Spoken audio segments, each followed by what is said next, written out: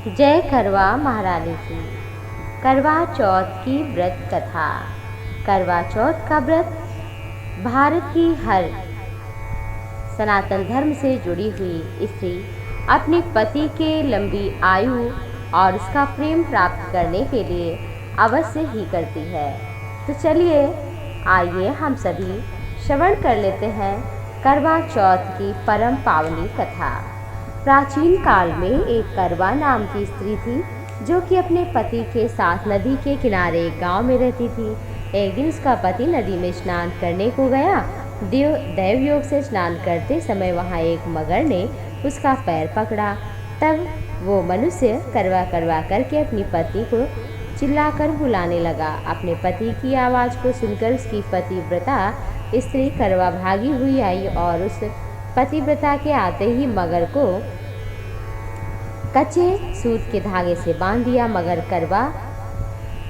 मगर को बांधकर वह अपने पतिव्रत धर्म के बल से यमलोक में पहुंच गई और बोली, यमराज से, भगवान मेरे पति को मगर ने पकड़ लिया है, आप इस अपराध के लिए अपने बल से नरक में डालिए।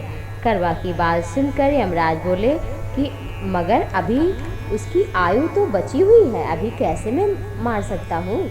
यमराज की बात सुनकर करवा बोली, नहीं, ऐसा आप करेंगे तो मैं आपको श्राप दे दूंगी। करवा की यह बात सुनकर यमराज भयभीत हो गए। फिर उस पतिव्रता के साथ साथ उसने मगर को यमलोक पहुंचा दिया और उसके पति को दीर्घायु होने का आशीर्वाद भी दिया। उसी दिन ये करवा चौथ मनाई जा रही थी और इसी के नाम से करवा नाम भी पड़ा। जैसे करवा माँ ने उनके पति की रक्षा की, ऐसे ही सबके पति की रक्षा करें। दूसरी पौराणिक कथा इस प्रकार है। प्राचीन काल में एक परिवार में 7 बहुएं थीं। 6 बहुएं बहुत अमीर घर से थीं, इस कारण उनका बड़ा सम्मान था घर में। लेकिन छोटी 7वीं बहू वो बहुत गरीब घर की थी, इसलिए उसका कोई सम्मान नहीं होता था। वो कामकाज तो बहुत करती थी, उसे कोई प्यार भी नहीं करता था, सब उसे परेशान ही करते थे।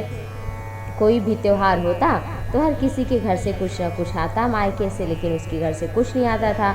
हर वर्ष की तरह एक बार करवा चौथ का व्रत आया। सभी बहुओं के घरों से उनके भाई करवा लेकर आए, लेकिन छोटी बहू के यहाँ से कोई नहीं आया तो घर में सभी उसे खरी खोटी सुनाने लगे। इससे दुखी होकर वो घर से निकल पड़ी, जंगल में जाकर रोने लगी। एक नाग वहीं बिल में पास में रहता था, रोना सुनकर बाहर निकल कर आया। रोने का कारण पूछा। नाग के पूछने पर छोटी बहू बोली, आज करवा चौथ है, यदि मेरा कोई भाई होता तो आज करवा लेकर जरूर आता। नाग को उस पर बड़ी दया आई। नाग ने कहा, बहन तुम घर चलो, मैं अभी करवा लेकर आता हूँ। थोड़ी देर बाद नाग बहुत सा सामान लेकर उसके घर पहुँच गया। इतना सामान देखकर परिवार वाले तो बड़े खुश हो गए। सास ने प्रसन्न होकर छोटी बहू को नाग देवता के साथ भेज दिया। नाग देवता बहू को अपने महल में ले गया और कहा कि जब तक मन करे आराम से रहो, यहाँ कोई कमी नहीं है, लेकिन एक बात का ध्यान रखना, सामने वाली नांद मत खोलना।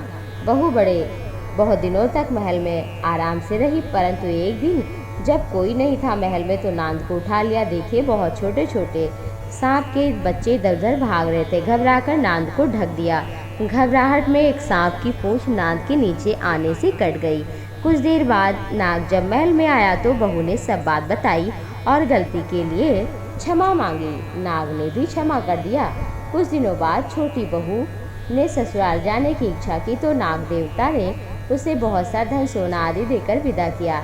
इतना धन देखकर तो परिवार वाले ससुराल वाले इज्जत करने लगे। जिस सांप की पूंछ कटी थी उसे सभी पूंछ कटा कहते थे। एक दिन तंग आकर उसने अपनी माँ से पूछा कि पूंछ कैसे कटी। माँ ने बताया कि छोटी बहू के नांद उठाने के कारण घबराहट में पूंछ कट गई। तो सांप बोला, मैं उससे बदला लूँगा। माँ ने बहुत समझाया पर वह न माना और एक दिन मौका पाकर छोटी बहू के घर में घुस गया और उसे काटने की सोचने लगा। तभी आवाज़ आई बहस करने की। छोटी बहू कसम खा रही थी, अपने सास से कह रही थी, ऐसा मैंने कुछ नहीं किया, मैं अपने कुछ घटे भाई की कसम खाती हूँ, दुनिया में मुझे उससे प्यारा कोई नहीं है। मैं उसी प्यारे भाई की शपथ खाकर कहती हूँ, मैंने ऐसा नहीं किया। पुचकटे ने सोचा कि ये तो मुझसे इतना प्यार करती है, मैं इसे ही काटने आया हूँ।